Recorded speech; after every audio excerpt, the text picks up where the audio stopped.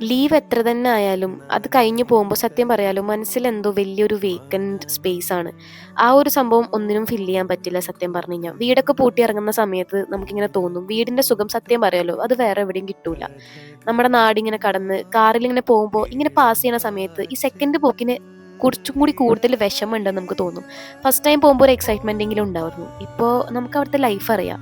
വീട് വെച്ച് നോക്കുമ്പോൾ എത്ര ഡിഫിക്കൽട്ടാണെന്ന് നമുക്കറിയുന്നതുകൊണ്ട് ഉള്ളിൽ ഭയങ്കരമായിട്ടൊരു വിങ്ങലായിരുന്നു. ഓരോ സ്റ്റെപ്പ് എടുത്ത് മുമ്പോട്ട് വെക്കുമ്പോഴും തിരിച്ചൊന്നു പോയി ഒന്നും കൂടെ കെട്ടിപ്പിടിച്ചാലോ, ഉപ്പാനെ ഒന്നും കൂടെ കണ്ടാലോ, ഉമ്മാനോട് ഒന്നുകൂടെ ബൈ പറഞ്ഞാലോ, അങ്ങനെ കുറേ തോട്ട്സ് മൈൻഡിൽ ഓടും.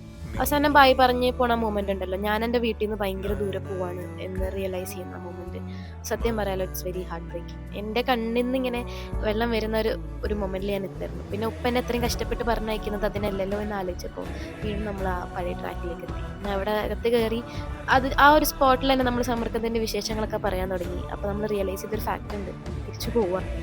മനസ്സ് വരെ സങ്കടമാണെങ്കിലും അറ്റ്ലീസ്റ്റ് പടച്ചോൻ ഇങ്ങനെയെങ്കിലും ഡോക്ടർ ആവാനുള്ള ചാൻസ് എനിക്ക് തന്നല്ലോ എന്ന് ആലോചിക്കുമ്പോൾ അൽഹംദുലില്ലാ ഞാൻ നല്ല ഹാപ്പിയാണ്.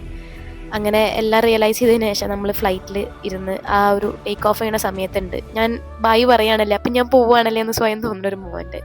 മോർണിംഗ് ഫ്ലൈറ്റ് ഭയങ്കര ബ്യൂട്ടിഫുൾ ആണ് ആക്ച്വലി. ആ ഒരു ഫ്ലൈറ്റിൻ്റെ ബ്യൂട്ടിയിൽ കുറച്ചൊക്കെ സങ്കടം സത്യം പറഞ്ഞാൽ ഞാൻ മറന്നു കഴിഞ്ഞിട്ടുണ്ടായിരുന്നു. പിന്നെ നല്ല പാട്ടും എല്ലാം ഡൗൺലോഡ് ചെയ്ത് കൊണ്ട് കാരണം കരയാൻ നല്ല മൂഡായിരുന്നു. ഞാൻ ഹിബ. എൻ്റെ വിശേഷങ്ങൾ അറിയാൻ ഫോളോ ഫോർ മോർ.